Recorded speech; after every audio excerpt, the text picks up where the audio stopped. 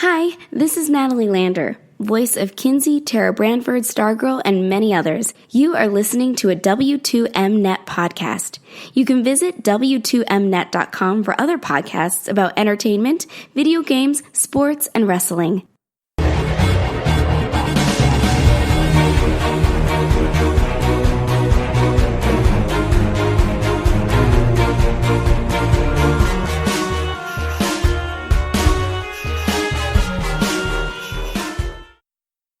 You are listening to Video Games to the Max.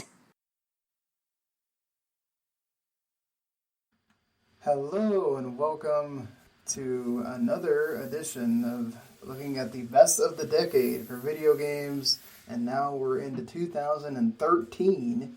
So hopefully you went back and listened to the last three, just in case for some reason you like 2013 more than the other years and you don't care about that. Let me explain some of this process after I introduce everybody. So, I'm your host, Sean Garmer, and with me, as usual, Mr. Marc Morrison. Howdy.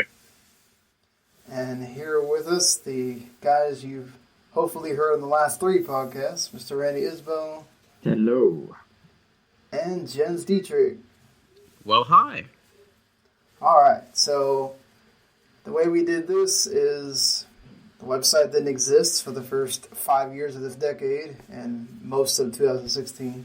And so, we're kind of taking a look back at those years and saying, all right, what was the best of the decade, and sort of crowning a game of the year, quote unquote. And then also kind of getting to do a redo of 2017, 2018, and 2019, possibly. I don't know. We just did that, so may not be a lot to redo there. But then we'll take all that and some other, an extra show that we're going to do after and make it into a top 100. So we'll have a top 100 games of the decade. And as Mark made the joke, yes, we aren't the only ones doing that, but hey, why not join in the fun that everybody else is already partaking in? So, like I said, there's a process to this, which we took. Everybody had their own top 10s, and we did them with points. So your number 1 is 10 points, your number 10 is 1 point. We put that all together, and for every year we have a top 15 and some extras that just missed out. And then we take that, and we're trying to take that 15, 16, 17, whatever, however many number it is, and drop it down to 10, so we have a top 10 for that year. So that's what we're going to do here for 2013, as we have done for the other years. So here's our top 15 or so for 2013 as it stands right now. We have Dead Space 3 at number 15. Splinter Cell Blacklist is at number 14, but technically these two games are also tied at number 13 with Devil May Cry, DMC Devil May Cry, the prequel game. Fire Emblem Awakening and Stanley Parable are tied at 11.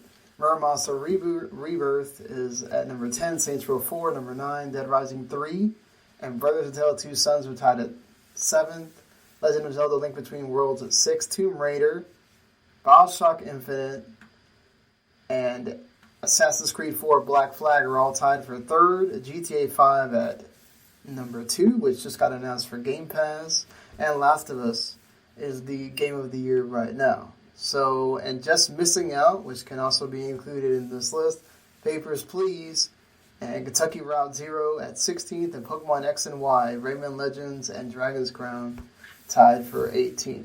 So, those are your games to pick from here.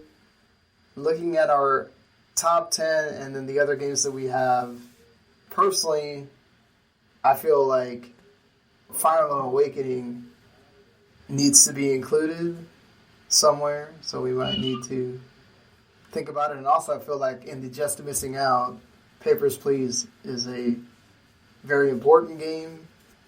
Of course, this is Lucas Pope, the guy that made Return of the Obra Dinn, which people may be more familiar with if you've been gaming recently. So, what do you guys think? 2013 is going to be impossible. Yeah. There's too many. Like you said, like Fire Emblem should be on there. Paper Please was great. I loved Gone Home. Guacamelee was amazing, and they don't even make our top, like not even just missing out. They're way out of the list. 2013 is brutal.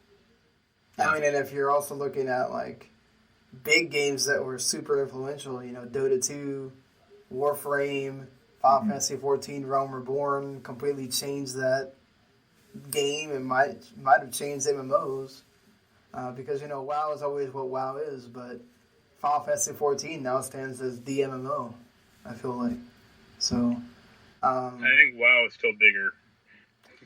I don't know But is about it that. better? When they were announcing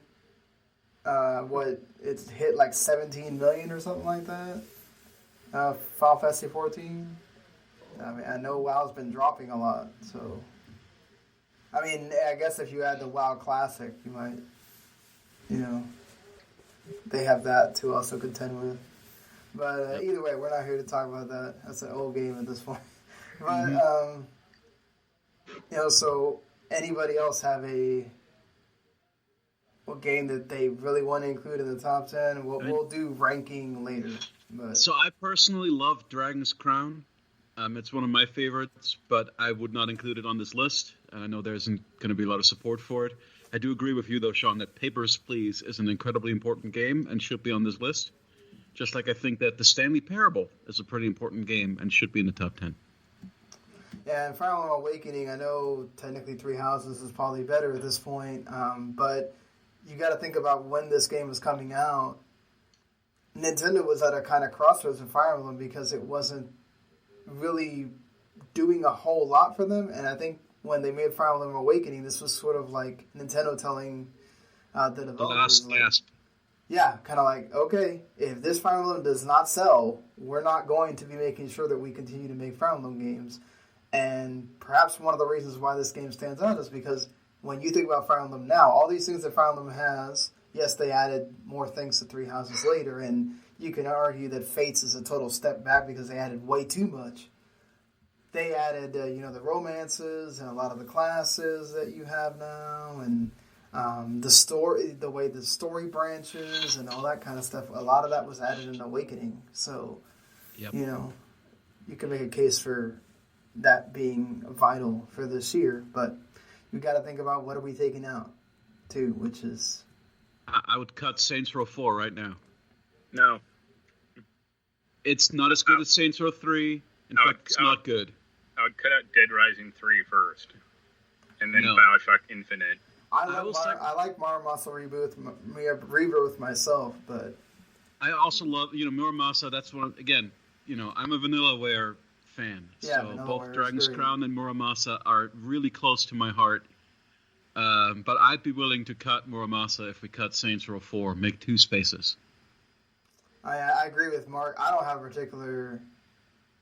I mean, I'm not going to say Dead Rising doesn't have its place. It certainly does, but I've just never been this person that says, "Oh, Dead Rising is one of those games that like makes me think of a generation or anything." You know, It's the best Dead Rising game. out of all of them, okay. Out of all of them, to me, anyway. It's got fantastic co-op implementation, better than any of the others. It is What, like the second screen stuff? the weapon crafting is fantastic. Now you got to remember, this is when a second screen was a big deal in console gaming at this point. I played it online, so I don't know. But I did play the whole game in co-op, and it worked great.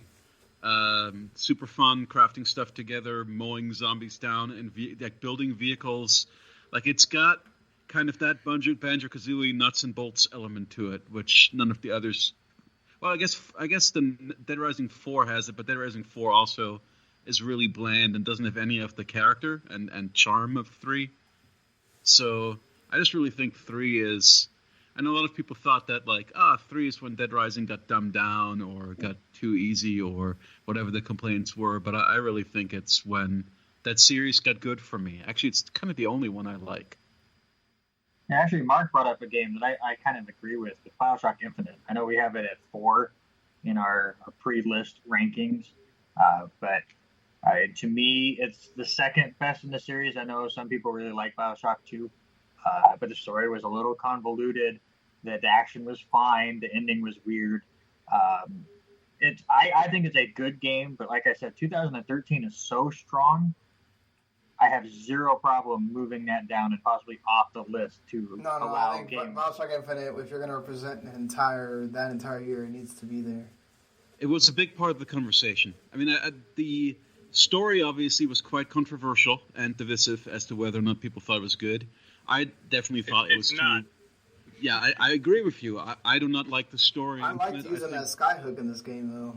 Yeah, the skyhook feels really nice. But combat on the skyhook was bad, and then you move too fast on it to actually be effective.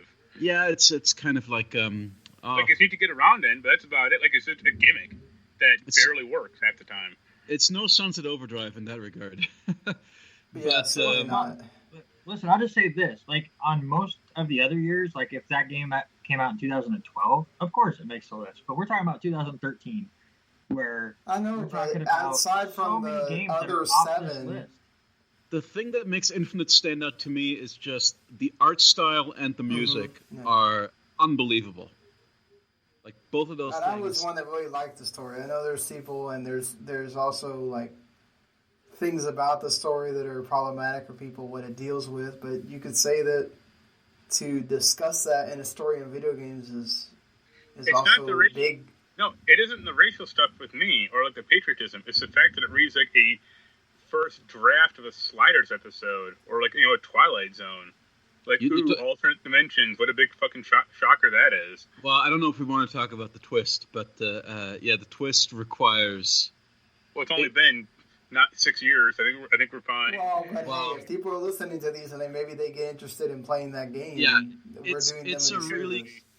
it's a really cool twist, but when you think back on it and actually try and figure out how it works and how it's like a pretzel kind of looping back around on itself, but in a way that doesn't quite work in my mind. But in the moment, it's a really cool. It feels like a great twist, but you just can't think about it too much. I don't think it works as well as Bioshock 1 in terms of the story. I know a lot of people don't like the ending to Bioshock 1, which I've never had a problem with. But I would also say that the DLC, at least the first DLC, is really good. DLCs are good. Yeah. Is it DLC? That was that crappy combat stuff. That was terrible. I like. There's also like the one that has more of a stealth element. Oh, you mean the actual DLC, the Burial Sea Crab? DLC. Yes, that, not the Yeah, I only played enough multiplayer to unlock whatever achievements were easy out of the multiplayer. I mean, the multiplayer was not great. Well, I don't know if that even came out in the same year. It might have come out the year after. So. No, I thought it was. Did it really launch separately? Maybe it was just a little. No, they did. They both launched separately. I think there was a part 1 that might have come out at the beginning of the next year. Was it the same year? And then I know part 2 definitely came out later, much later.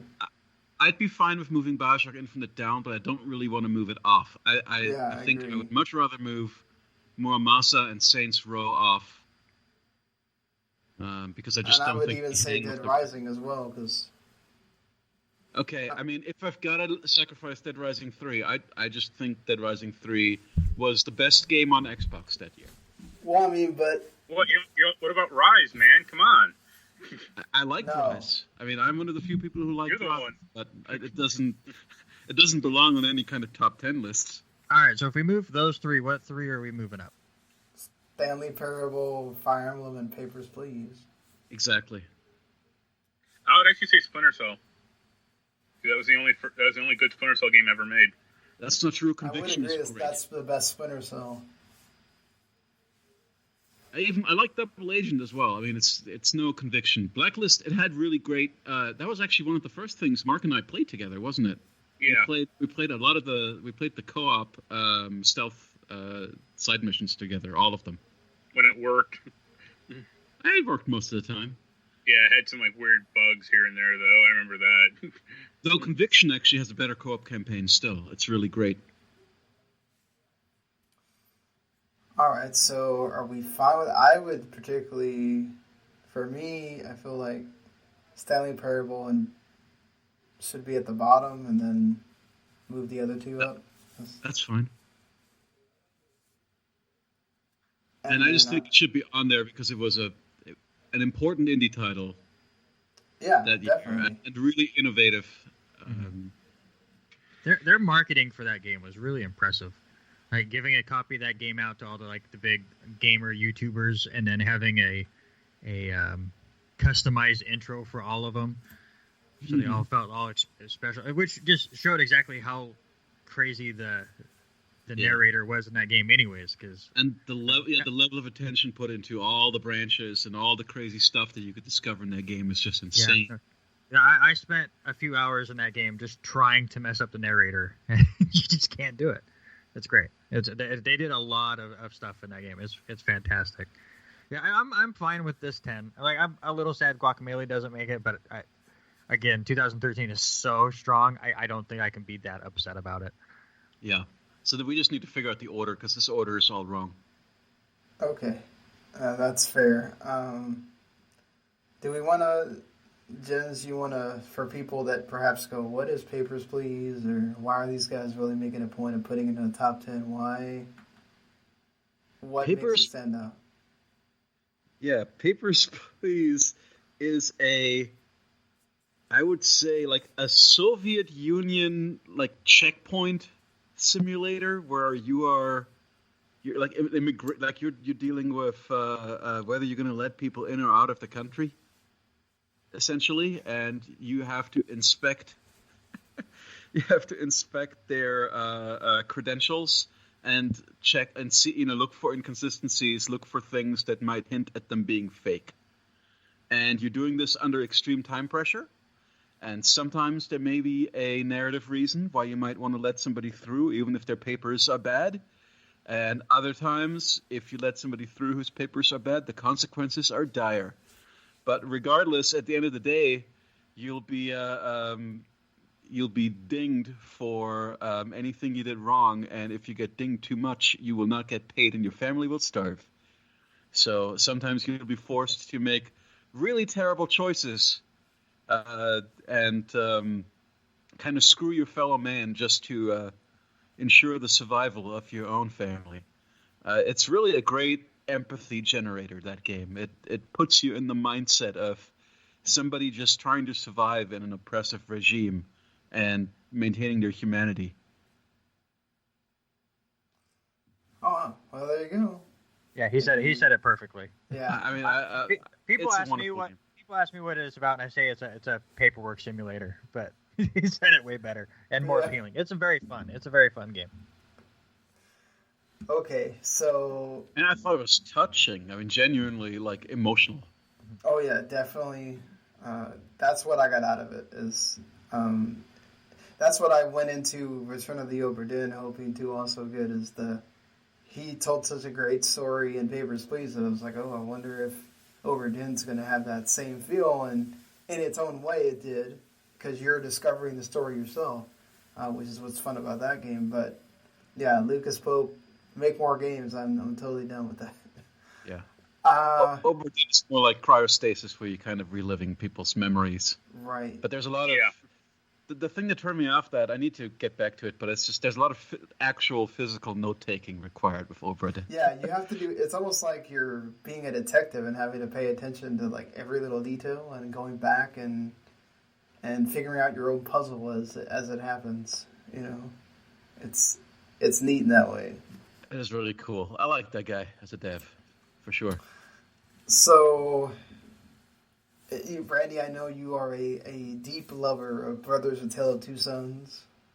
Oh, it's just so good. The way they tell that story of two brothers going on a journey to get a medicine to save their dad, and the big thing in that game is you're controlling both of the characters at the same time, one with each stick, and the puzzles that they go around there, and they were able to break that game up into just little stories that are so touching and amazing, and the way it all winds up into one big moment at the end. I don't want to spoil the big curve into that one either, because I think a lot less people have played this one than BioShock Infinite, but it's such a beautiful game.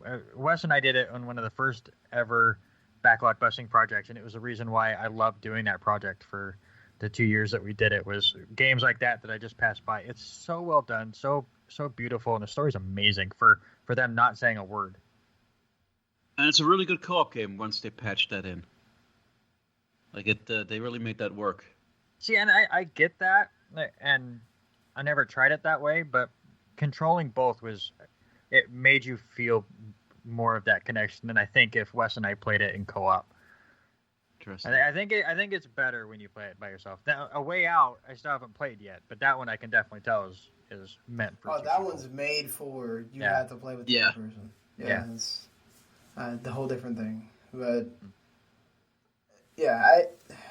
and this is such a like hard 6 to move. I mean, you can move Bioshock Infinite if you guys talked about it, about moving it, but this is a hard at least 5 aside from Infinite to move because Last of Us is such a behemoth of this is funny because I remember. Oh, I don't want to move Last of Us. No, I don't want to move that either. What I'm saying is, I remember doing this for. I know Mark's not particularly. The gameplay in Last of Us is fine. It's the story that I've major problems with. What? Wait, what? Yeah, Why? The way to abruptly jump seasons, like that's terrible. It's like you drive into Colorado, and it's like, oh, it's fall now. It's like, what? Yeah. Mark only likes games that are 80 hours long. No, that's not you mean true. Good ones? He has plenty of mistakes for some very many 80-hour games as well. Because probably when we talk about the newer Assassin's Creed titles, he will tell you about how much those 80-hour games are not great. Yeah, those drag. If you want to see a game drag too long, it's one of those. So, but go ahead. Sorry. Oh, sorry. No, I didn't mean to interrupt. I was just going to say, since you're talking about the bottom 5, I'm actually okay with the bottom 5. I just think that Bioshock Infinite should move down. I don't know. I feel like that's one of the best Zelda games. Is A Link Between Worlds, and it could certainly go above Infinite. I am a huge proponent of the 2D Zelda games. I like them way more than the 3D ones. And to me, A Link Between Worlds is second only to A Link to the Past, which of course is the sequel to. Right. Absolutely amazing game. I love the twist where you can turn into a painting on the walls and some of the puzzles that can go around that. But other than that, it's just such a great recreation of the Link to the Past world, and I absolutely love that game. I think it needs to move up myself. So if we just move Bioshock Infinite way down and Assassin's Creed Black Flag about halfway down, I think then we'd be okay. I can't agree. That's my favorite, and to me, still the best Assassin's Creed. All right, I'm just gonna make my points about Assassin's Creed 4 for a sec. I'm of two minds about it because I really, really like the ship combat. Yes, it's great. I think everything when you're at sea and you're hunting down those galleons, that stuff's all really great. And if that was the entire game, that would be like a 9 out of 10 game for me. Because I think the combat system works really well. What breaks me is all the stealth missions. Like the stealth missions are worse than the stealth missions in 3 were even, and I hated 3. And the insta-fail of them, the incredible tedium of them, the flatness of all of the environments. There's just a lot of waiting in grass or waiting in fields. The most satisfying thing about all that stuff to me, actually my favorite feature in that game, is that they added the you can rate. You can give a star rating to each mission for feedback purposes that they supposedly were looking at. Well, the whole framing story is really great. It just goes nowhere with it, unfortunately. Yeah, I don't even want to talk. The story past Assassin's Creed 3 is completely ruined, so you can't even. I don't even want to consider the story for any Assassin's Creed game past the Desmond trilogy because who gives a shit? But the most satisfying thing about that game is after all of these shitty stealth missions, just giving each of them 1 star. Just saying fuck you, 1 star after every one of them. So it's half a great game. Well, yeah. I would say, to take your criticism to point, because I agree, the ship was by far better than the missions and stuff. That game that hasn't come out. I want to say the ship was 2/3 of that game. Yeah, true. Those okay. 2/3. Going to the different islands and 2/3 is a great stuff. game. How about that? I just do not think it should be number 3 on this list. It should be number 6. Like, it shouldn't be top 5. What do you guys think of Tomb Raider? I love it. That Tomb Raider to me is best still Tomb the Raider best. game. Restart the series. Amazing world design. Just incredible set pieces. Everything about the production of it, basically perfect. I think I played it like 3 or 4 times on different platforms. And the only problem with it is the lack of tombs. Yeah, the tomb. Yeah, I mean that's. Well, but I think it also plays into the story, right? If she's just learning how to be Lara Croft. At that point. So that stuff is really strong. Like all the stuff about her. To be fair, she does become a murder machine. Like after like the first third of the game, she does become a murder machine very quickly, and it kind of abandons that conceit somewhat. But the first third, where she's just kind of coming to terms with it, is very strong in that regard. I like the whole story. Yeah, I was just asking because I totally agree with everything you guys are saying. I love that series. I love all 3 of those games. I've always called the first remake the Tomb Raider Lara Croft's Really Bad Day. I don't know if I've seen a character have a worse day than Lara does in that game, but no, I loved it too. I just didn't know if we needed to move that up too. I've been in my head debating between Tomb Raider and Legend of Zelda myself, so it'd be interesting to see where we put them. Well, I would love to see Legend of Zelda number 3, Tomb Raider number 4, or something like that. That's what I was gonna go with. That was, do we want to do that? Because I also think about like another cool thing about that Tomb Raider was that she gets in at first, before she becomes a murder machine, you don't really want to get in a fight with anything because you see her get beat up, and it's like, holy shit, like. Yeah, but that only lasts 20 minutes. Yeah, but that's still cool. Once you get the bow and you take out that first deer, then it's like kind of just game on. Yeah, but it also makes the combat. I love the combat in that game. The first game, at least, before she just becomes a god in the second one. But like the first one, they keep that pretty even. I feel like still. I know, yes, she does eventually like progress as you would in any game, I imagine. But yeah, I think that's all well done as far as like this is what if we had the technology back then when Tomb Raider was first coming around, like, you know, this is a wonderful recreation of that.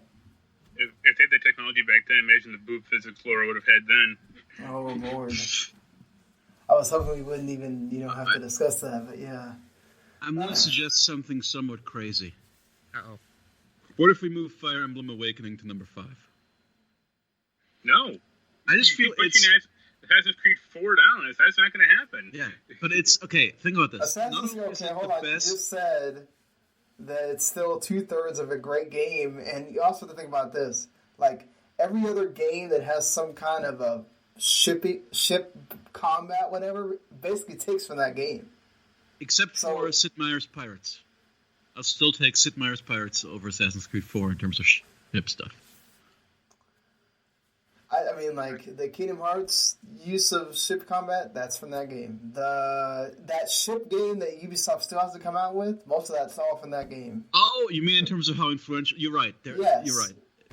It's been imitated a lot. Sun and Bones, or whatever the hell it is. But think about Bones, this. Not only is Fire Emblem Awakening one of the best games in the Fire beloved, but it also like single-handedly saved that series, and it's made it huge. Okay. Didn't play it. Don't care. All right. Okay. Well, okay. Aside from the I don't care. This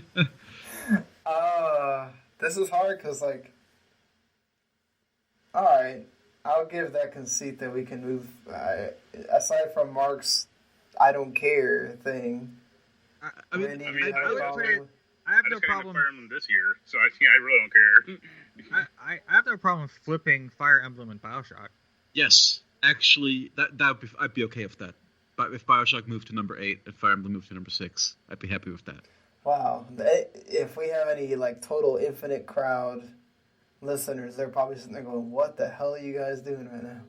Man, 2013 is too good. Those people are wrong. You like a bad game, get over it. It's not bad. I just think it's severely over. I mean, it's not even overrated because there are a lot of people that hate it. I remember doing the 411 thing for this, and I think the hate for Infinite's too much. I I agree. It doesn't deserve the hate, but it also doesn't deserve to be that high up, you know? Mm-hmm. Yeah. So, I don't think we really to me, like, Bioshock Infinite is like the Sonic Adventure of its day. A graphically impressive but empty and hollow bad game.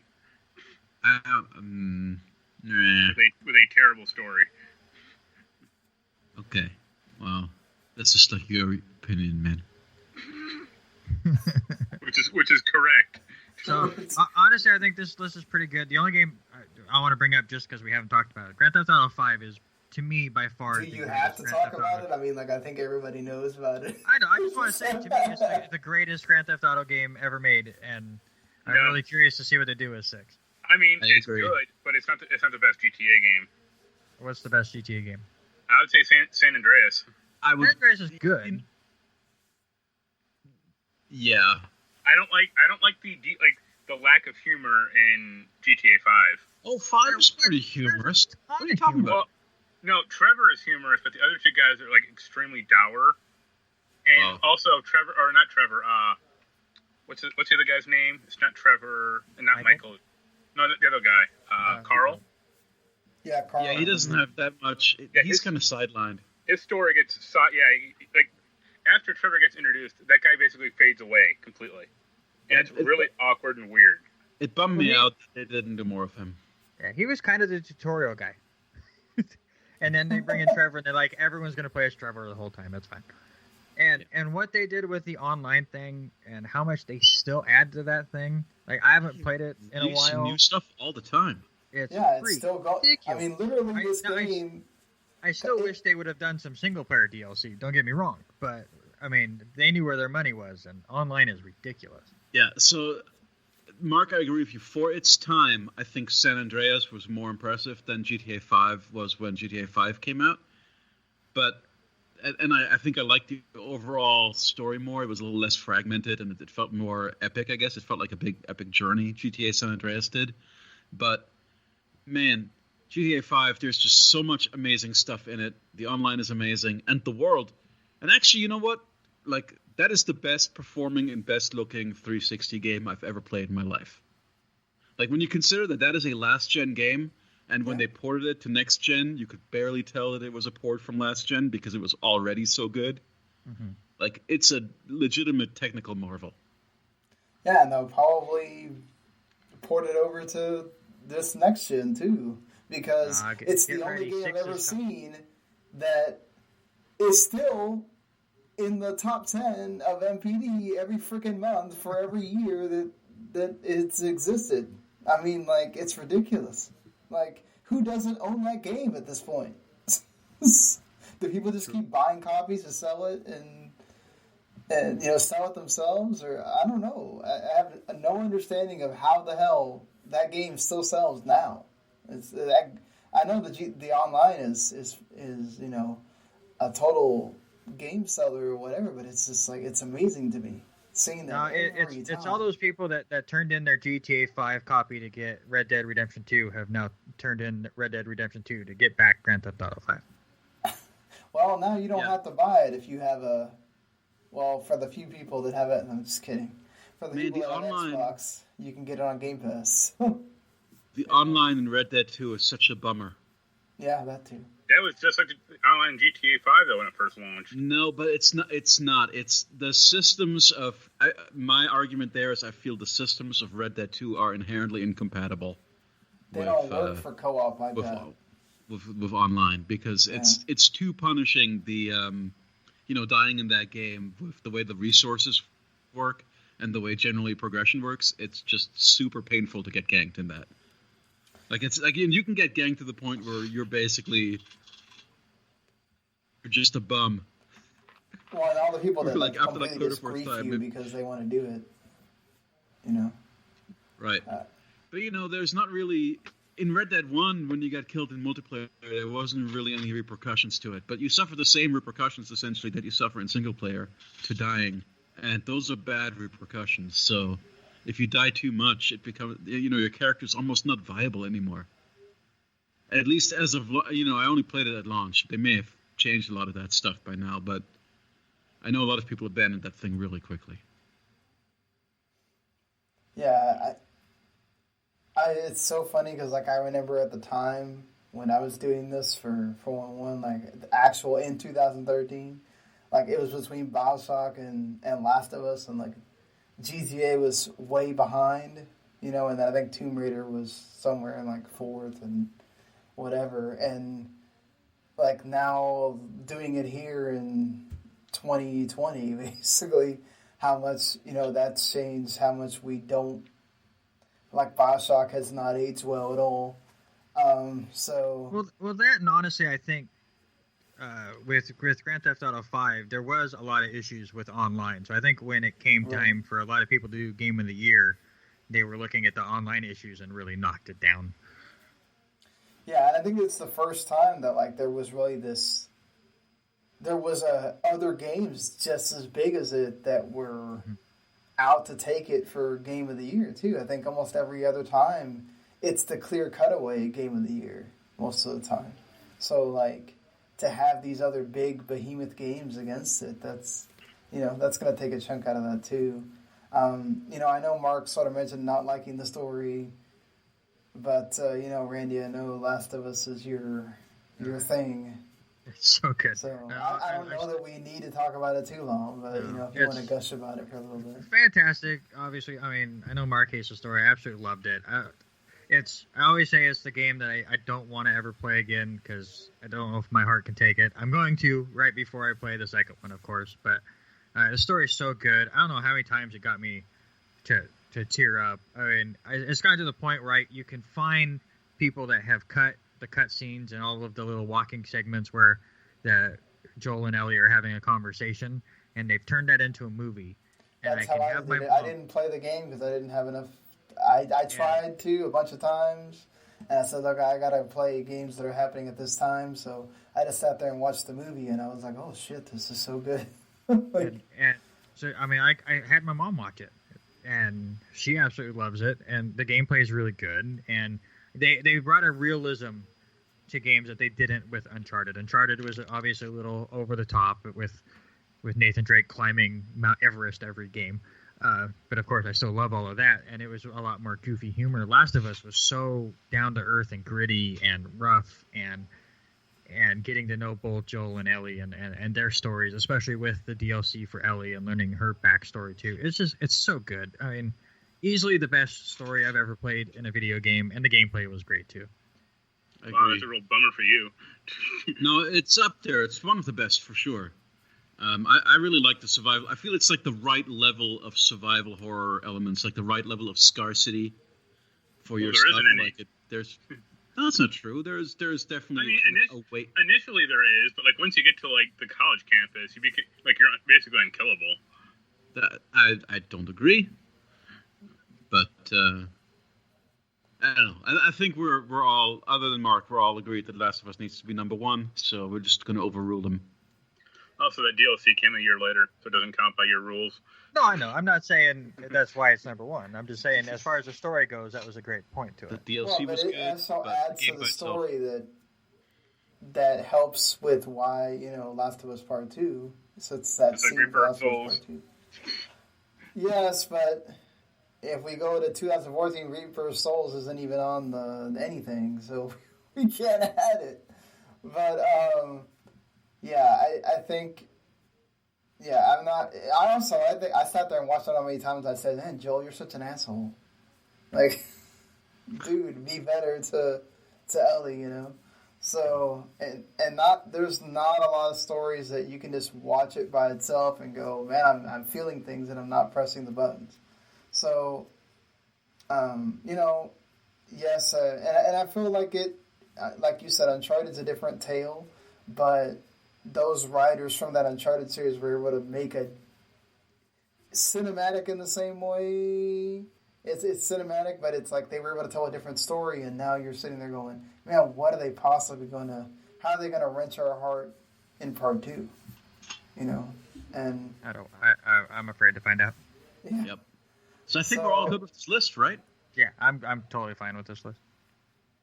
I'm indifferent to this year, so go ahead. Mark, you boggle my mind sometimes. Well, I always appreciate Mark because I know I may feel a certain way when I'm gonna go. We're both playing this game, and we're gonna talk about it on the podcast, and I'm like, I wonder how Mark's gonna feel about it. I mean, I've got occasionally crazy tastes too, but like, there's a limit. Well, neither one of my games of Space Rangers HD or Euro Truck Simulator 2 have made this list yet. Well, So, okay, here we go. Top 10 for 2013. It stands like this. Last of Us is number 1. GTA 5. Number 2, Legend of Zelda: Link Between Worlds. Number 3, Tomb Raider. At number 4, Assassin's Creed 4, Black Flag. At number 5, Fire Emblem Awakening. At 6, Brothers: A Tale of Two Sons. At 7, BioShock Infinite, surprisingly at number 8. Papers, Please at 9, and The Stanley Parable is at 10. And there you go. There is our top 10 for 2013. So if you enjoyed this, tie, or this, damn, Randy's doing stuff here. I don't know if that's Mark that's doing things in this doc, and it's confusing me. So if you enjoyed what you heard here, hopefully you go back and listen to 2010, 2012. Let us know what you think. You can hit us up at email, w2network@gmail.com, or find us all on Twitter and tell us each individually. I'm at WTimSean. Randy's at Randy Isbelle. Jens is at Aperture Silence. And Mark is at Humanity Plague. You can tell him how much you agree or disagree with his thoughts on Last of Us. And hopefully you keep continuing to our series for 2014 coming up and right there for you to listen to. Later, everybody.